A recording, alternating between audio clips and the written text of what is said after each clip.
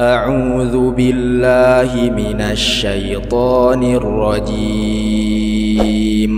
Bismillahirrahmanirrahim. Adalah satu kata yang harus terus kita ucapkan sebagai rasa tanda syukur kita kepada Allah, yang dimana Allah telah terus mencurah limpahkan kepada kita, yakni rahmat, hidayat, dan nikmat.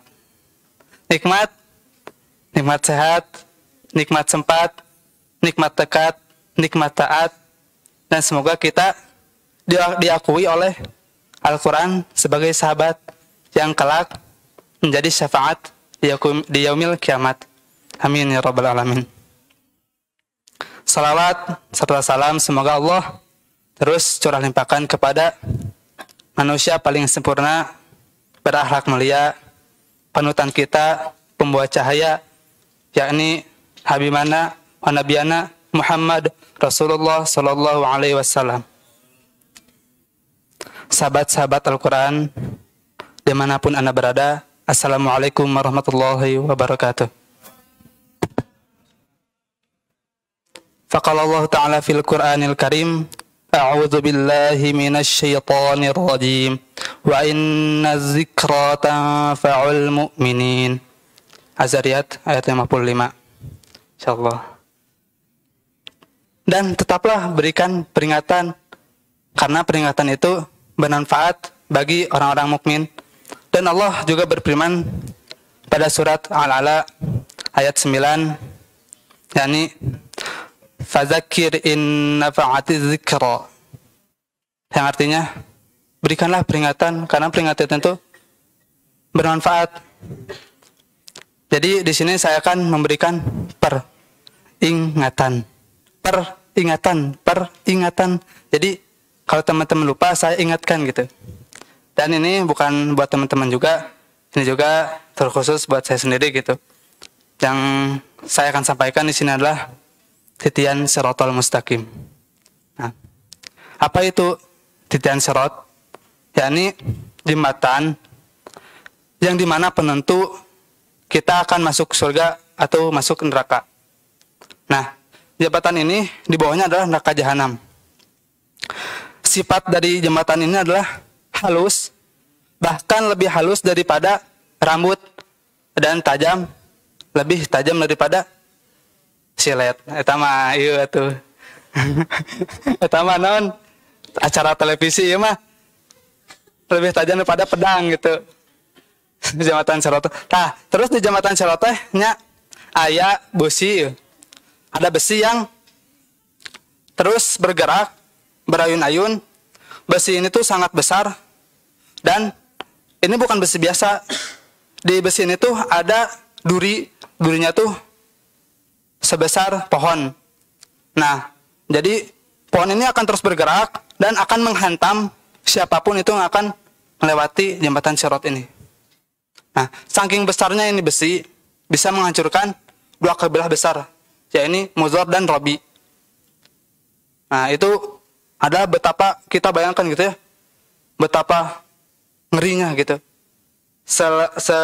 Selembut daripada rambut dan setajam daripada pedang gitu. Nah, terus bagaimana kondisi saat itu di padang mahsyar? Kondisi saat itu padang mahsyar itu gelap gitu. Dan Allah berfirman di sini nih. Surat Al-Fajr ayat 23. A'udzu billahi minasy syaithanir rajim. Bismillahirrahmanirrahim.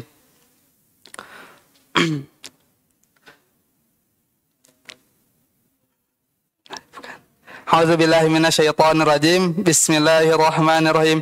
Yauma idzi yauma idzin bi jahannam.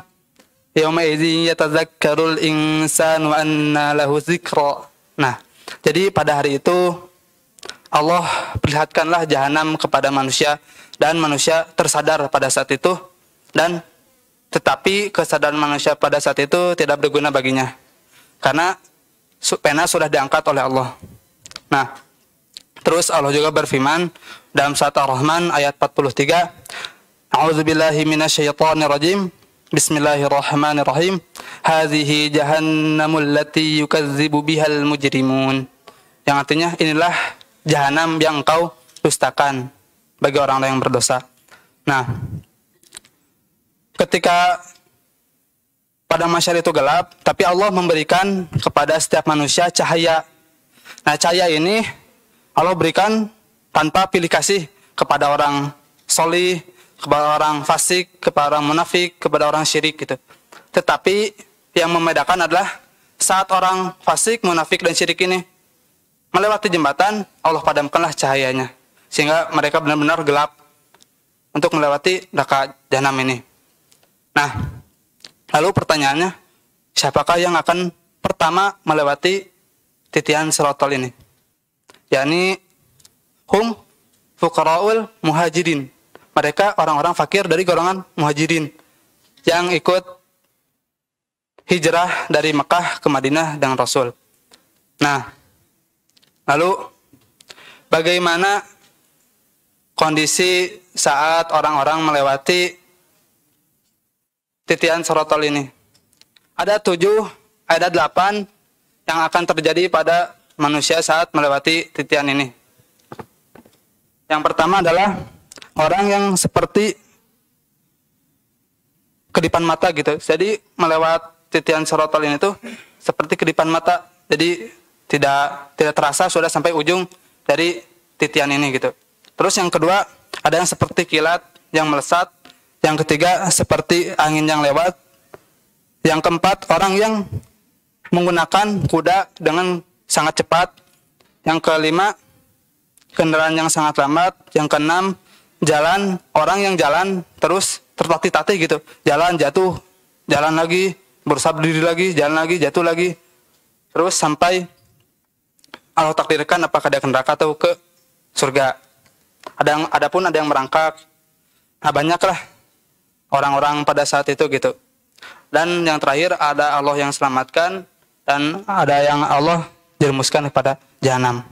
Nah, ada seseorang, sekelompok manusia ataupun seseorang yang Allah takdirkan sudah sampai ujung dari titian sirotol ini. Sirot ini sudah sampai ujung, tetapi ada sekelompok manusia yang menghadang seseorang itu gitu. Siapakah dia? Nungguin ya.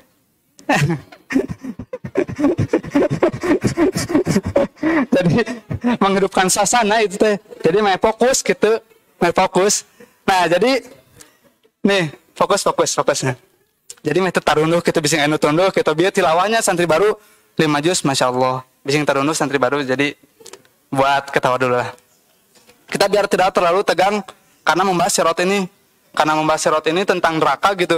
Jadi kita tegang. Nah, kita carikan suasana biar tidak seperti es batu gitu, yang beku. Nah, lalu nah, udah sampai ujung ada yang menghadang gitu. Siapa yang menghadangnya? Nah, yang menghadangnya itu adalah perbuatan zolim sama dia di dunia. Mencuri, menggibah. Apalagi? Mencuri, menggibah, mengambil hak orang lain gitu. Apa? Tidak menjaga lisan dan lain-lain. Nah, jadi ketika dia sudah sampai ujung dan beberapa langkah lagi menuju surga, dia dihadang. Nah, adalah terjadi transfer pahala gitu. Nah, terus ditransfer bagaimana mereka orang yang menzolimi ini, jikalau terus ada pahalanya, dia akan terus habiskan mengasihi kepada orang yang terzolimi. Dan jikalau sudah habis pahalanya yang menzolimi ini, maka akan menanggung dosa yang terzolimi. Nah, jikalau sudah habislah pahalanya dan menumpuk dosanya, maka Allah lemparkan dia ke jahanam. Auzubillah. Nah, makanya nih, teman-teman jangan ngeri lagi, lebih ngeri lagi nih di sini. Jadi jika orang itu jatuh ke jahanam, jadi mereka tidak langsung ke jahanam gitu, tidak langsung turun ke jahanam, jatuh ke jahanam. Nah, mereka akan melayang-layang antara titian ini dengan jahanam. Jadi mereka akan melayang-layang selama 70 tahun. Bayangkan teman-teman. Nah, kita aja misalkan gini, ada api unggun, kita tidak menyentuh api, tapi mendekati api sudah terasa panas gitu. Apalagi ini api neraka yang panasnya 70 kali lipat daripada api dunia. Dia akan melayang-layang selama 70 tahun. Saya tidak tahu 70 tahun ini hitungan 70 tahun dunia atau 70 tahun akhirat. Kita ambil 70 tahun dunia yang tercepat gitu. 70 tahun dunia juga sudah begitu lama. Dia akan gosong baru lagi. Gosong baru lagi. Alhamdulillah. Betapa ngerinya. Itu belum disiksa. Itu masih melayang-layang di dalam. Di antara Sirat dan Jahanam. Nah. Lalu. Seberapa luaskah neraka Jahanam ini? Seberapa luaskah neraka Jahanam ini? Neraka atau jahanam ini seluas. Jadi neraka ini tuh punya tali kekang. Tali itu berjumlah 70.000 tali kekang. Neraka itu punya tali kekang dan tali kekang itu berjumlah 70.000. Nah, di setiap tali kekang ini ada malaikat yang pegangan gitu, yang memegang tali kekang ini sejumlah 70.000. Jadi tadi neraka ini punya tali kekang 70.000 dan ada yang megangin 70.000 malaikat. Betapa besarnya gitu. Nah, itu dari ukuran nerakanya. Terus gimana ukuran manusia pada saat itu gitu. Jadi ukuran manusia pada saat itu kita bayangkan manusia tuh giginya sebesar gunung Uhud.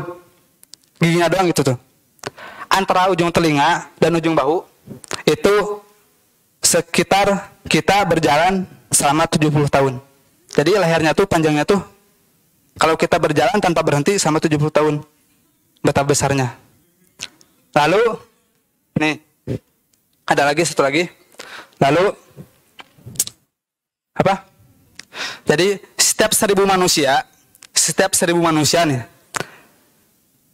199 masuk ke dalam neraka dan 1 masuk ke dalam jahanam. Iya, neraka jahanam. Jadi 999 masuk ke neraka dan 1 masuk ke surga. Betapa benar. Benar gitu. Atau terbalik. Ya gitu loh pokoknya ya.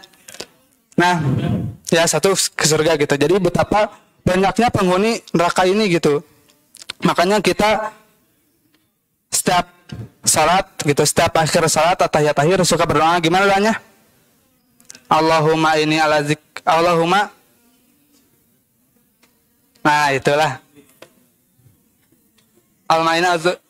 Allahumma ini bukan A'udzubika min azabil qabr. Allahumma ini. Gitulah doanya lah. Terus ini ada. Terus bagaimana kita agar Allah haramkan jahanam ini kepada kita gitu.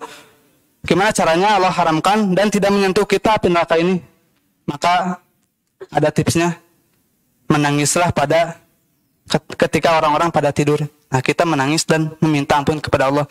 Apa yang kita teteskan dari air mata kita akan bisa memadamkan api neraka untuk kita.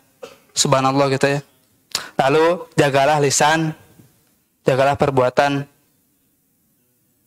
kepada manusia gitu. Pokoknya ya sudah disampaikan gitu ke yang kemarin-kemarin Kang Ridwan menyampaikan bahwa kita harus menjaga hablum minallah dan hablum minanas. Mungkin cukup sekian yang bisa saya sampaikan. Dan terakhir, jikalau ada yang pernah terzolimi teman-teman saya yang sedang menonton ataupun yang ada di pondok gitu, saya mohon untuk dimaafkan karena saya takut jikalau saya akan memasuki surga, datanglah orang-orang yang menagih karena belum memaafkan saya gitu.